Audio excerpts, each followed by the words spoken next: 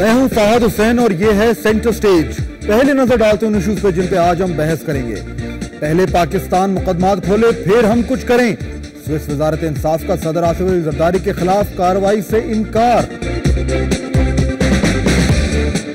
NRO के फैसले से हुकूमत को शदीद धचका, सदर पर दबाव बढ़ने लगा। क्या पीपल्स पार्टी इस बहरान से निकल पाएगी?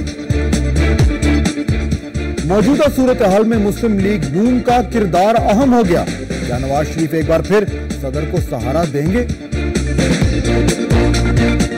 और इंटरनेशनल मीडिया में भी एनआरओ की गूंज, सदर जरदारी कमजोर होते जा रहे हैं, अमेरिका को नई फिक्र रहा।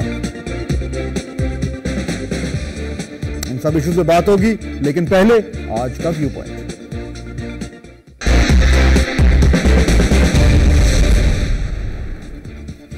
आज वो सारे लोग जिनके खिलाफ एनआरओ के आने से पहले मुख्तलिफ मुकदमात ज़ेरे समाअत थे, जिन्हें अदालत से सजा मिल चुकी थी, जिन्हें मफरूर करार दिया जा चुका था और जिनके नाम ईसीएल में शामिल थे, वो सब के सब एक बार फिर उसी पहली वाली पोजीशन में वापस चले गए। मजबूत तौर पर एनआरओ से फायदा उठाने वाले उन 247 लोगों के बैंक अकाउंट्स मुंजमद कर दिए गए हैं। प्रॉपर्टी सील कर दी गई है। उनमें से जिनकी गिरफ्तारी के अहकाम जारी हो चुके थे, उन्हें उनके खिलाफ फिर से वारंट निकल आए। यानी हम ये कह सकते हैं कि एनआरओ की बहार अब खिजा में तब्दील होती जा रही है। कल जब सुप्रीम कोर्ट ने एनआरओ पर अपना मुख्तसर फैसला सुनाया तो उसमें अदालत ने वाज़ेह तौर पर यह हुक्म दिया कि हुकूमत स्विट्जरलैंड में खत्म करवाए गए जो केस हैं उन्हें दोबारा खुलवाए।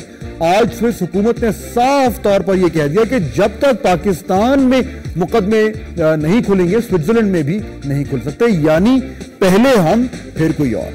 12 साल पहले सदर आसिफ अली जरदारी और मोहतरमा बेनज़ीर भुट्टो के खिलाफ मनी लॉन्ड्रिंग के इल्जामात की जो तहकीकात शुरू हुई थी, उसकी दरखास्त उस वक्त की नवाज हुकूमत ने दी थी। 2007 में एनआरओ के बाद वो सब खत्म कर दिया गया। यहां से बात आगे बढ़ाने से पहले स्विस मनी लॉन्ड्रिंग के इस केस पर भी एक नजर डाल लेते हैं। 2003 में स्विस अदालत के जज डैनियल डेवो ने बेनज़ीर भुट्टो और आसिफ अली जरदारी को 6 महीने की सजा सुनाई। यह सजा 6 साल की लंबी इन्वेस्टिगेशन के बाद मनी लॉन्ड्रिंग के जुर्म में सुनाई गई। भुट्टो फैमिली के स्विस वकील और वहीं के एक कंपनी के 2 लोग भी सजा में शामिल थे। जब फैसले के खिलाफ जिनीवा पुलिस ट्राइब्यूनल में अपील की गई तो ट्राइब्यूनल ने इसे लोकल प्रोसिक्यूटर डैनियल ज़पेली के जिम्मे लगा दिया, जिसने पिछली सजा मुअत्तल करके मनी लॉन्ड्रिंग के संगीन इल्जामात की दोबारा तहकीकात शुरू करवा दी। जब अटॉर्नी जनरल मलिक कयूम ने 2008 में स्विस हुकूमत से केसेस खत्म करवाने की दरख्वास्त की तो उसके बाद क्या हुआ? यह एक ऐसा सवाल है जिस पर बहुत बहस हो रही है, क्योंकि इस केस में कुछ स्विस लोग भी शामिल हैं। इसलिए बाज माहिरीन के ख्याल में तहकीकात अब भी जारी हैं।